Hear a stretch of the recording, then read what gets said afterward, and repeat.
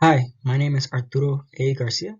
I am enrolled in Statics 1321 with Professor Stewart, and today I will be talking to you about my Eggstronaut Challenge project. The main objective for me in this project was to design a lander that would be strong enough to withstand a 1 meter drop and much more. This lander would be made out of any commercial pasta and connected by hot glue. I wanted to make my lander tough, durable, and in a way different from more traditional landers. Say for instance this two images in the bottom. They seem different in a sense because the one on the right uses a bunch of balloon-looking supports to cushion the lander, and then the one on the left looks really tiny compared to other landers. So I kind of wanted to go into a more different route. But the main concern for my lander was safety, and that was the leading motivation for the whole project. So the design requirements for this project is that our structure couldn't weigh more than 450 grams. It must not exceed a 300 millimeter by 300 millimeter surface area. Pasta can only be glued on the joints, not along the members, and the structure cannot be painted. The egg itself can be designed and painted. We can use any type of commercial pasta, and plastic bags can be used as well as string for our structure. Now brainstorming what pasta to use. So for this lander, I really wanted it to be a strong structure, and for that I needed to find a pasta that would be strong enough to handle a lot of impacts. After doing some research, I decided to use rigatoni as my pasta of choice. It seemed thick enough and not too big so I can build my lander easily compared to other pastas. And the thing about rigatoni is that the shells can come either straight and have a slight slant to them, and some of them come really curved. So in order to build, I guess, more difficult shapes, the rigatoni really helped due to the variety of shapes that it can come in. Now brainstorming, so for this project I had to design a couple of structures so I could get an idea of which direction I wanted to go to. So the one in the far left is basically a triangular pyramid.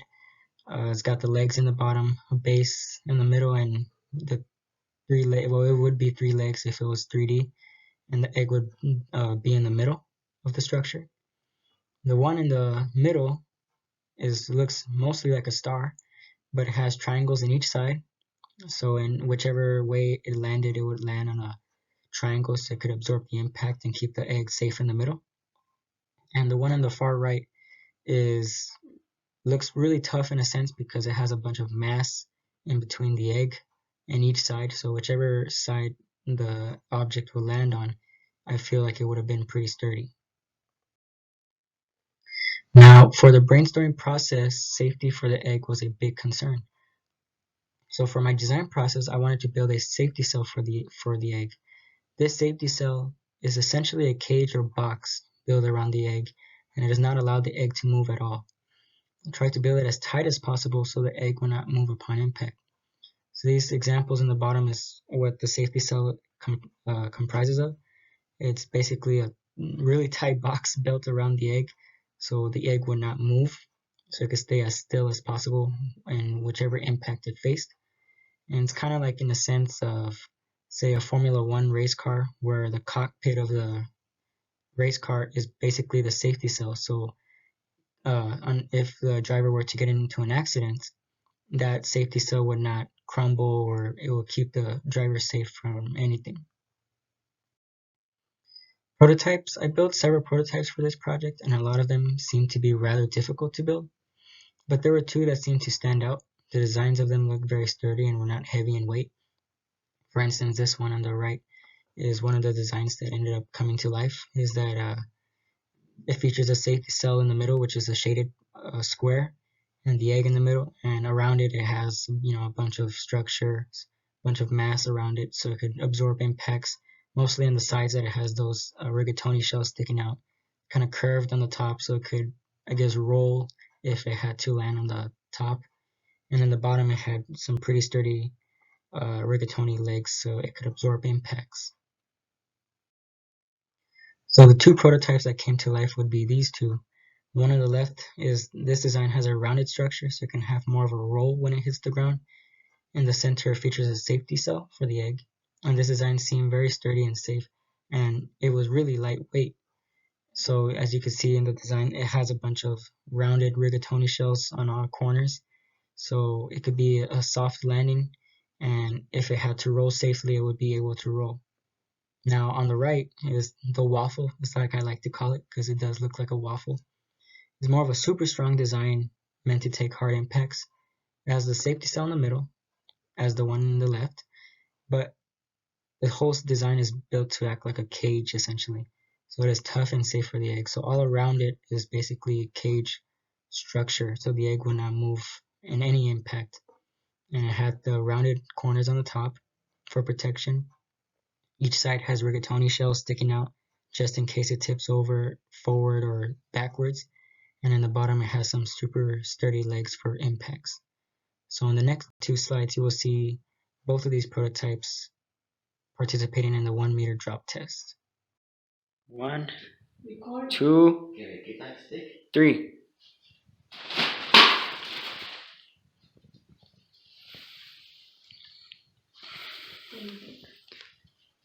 No?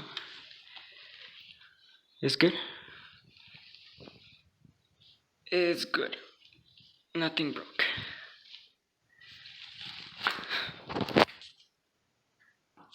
One.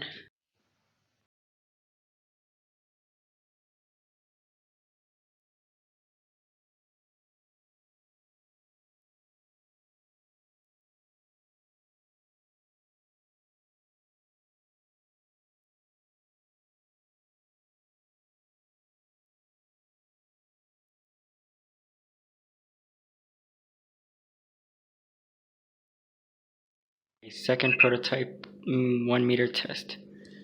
Okay. 1, 2, 3. Okay. Structure didn't break.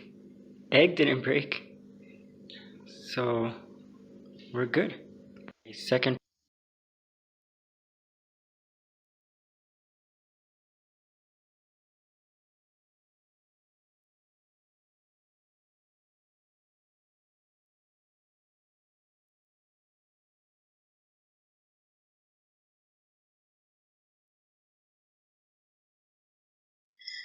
So for the testing results, so the first design handled the 1 meter drop successfully with no issues. The structure itself did not break, and the egg still stayed intact. So it proved to be a very effective lander. And I feel like this one seemed to be the best one of the two. Now the waffle design was very strong in the 1 meter drop as well. Yes, one tiny corner of the leg broke on the impact, which is the left one, but the rest of the structure was very sturdy. And the most important thing is that the egg did not break. So in a sense, both of these structures were successful in the 1 meter drop, but I feel like the first design handled it much better than the waffle. So the final design has a height of 6 inches, has a length of 4¼ inches, the width is 3¼ and the whole weight of the whole structure is 185 grams. So in this design, I wanted to make the lander as safe as possible. I added rounded rigatoni on all 4 sides of the lander, so when it landed, it would have a soft roll. I also added multiple legs on the bottom so they can absorb most of the impact, which is what absorbed the impact of the 1 meter drop. And in the center of the structure is this safety cell that I made for the egg for extra protection. So all in all, it was pretty challenging to build, but it met the requirements of the project. So in the next 2 slides, I will show you this design completing a 4 meter drop, and as well as the waffle completing a 4 meter drop as well for comparison. 4 meter drop. Alright, 1, 2, 3.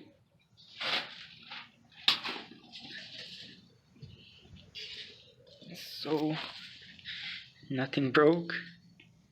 The egg's still in there. Nothing broke. The egg survived.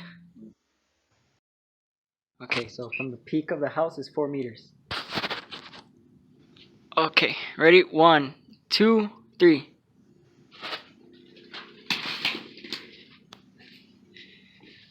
Okay, so the structure is maybe a little bit of damage, but the egg still survived. So that's pretty good.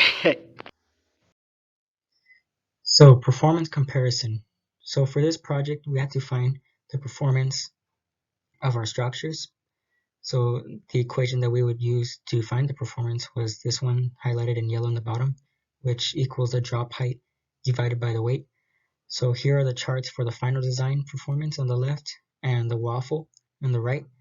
The highest I was able to go was 4 meters. Unfortunately, I feel like it could have gone higher, but due to the circumstances that I'm in, I wasn't able to go higher than 4 meters. But I feel like 4 meters was a pretty good test. So each chart goes up to 4 meters.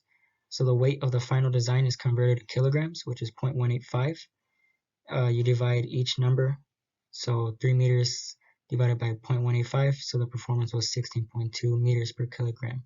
And that's how it goes for the chart. And now for the right chart, it has the weight of the waffle, which is 0.227 kilograms. Following the equation in the bottom, I was able to get all the performances. And as you can see, the performance of the final design was a lot better than the waffle. So the numbers were higher. So I feel like it was all in all a better structure.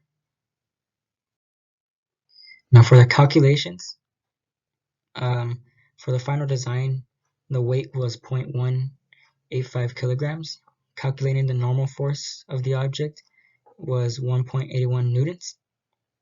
Now we had to find the energy exerted from these structures on the ground. So the potential energy found from final design is 1.81 joules. And in this particular circumstance, kinetic energy is equal to potential energy. So it would also be 1.81 joules. Now the velocity of this object was 4.43 meters per second. Now these numbers here on the right are the results from a 4-meter drop. So the potential energy and the kinetic energy increased to 7.23 joules, and the velocity was 8.9 meters per second. Now the waffle was calculated to have a normal force of 2.23 newtons, and both potential energy and kinetic energy ended up being 2.23 joules, and the velocity stayed the same as the calculations on the left. Now from a 4-meter drop, the potential energy and kinetic energy increased to 8.91 joules, and the velocity is the same as the left, being 8.9 meters per second. So all in all, the waffle design had a more higher energy than the final design. So in conclusion, although this project introduced many concerns, I was able to produce 2 egg landers that were successful in their landings. The designs not only handled the 1-meter drop, but they exceeded the expectations by being able to withstand a 4-meter drop.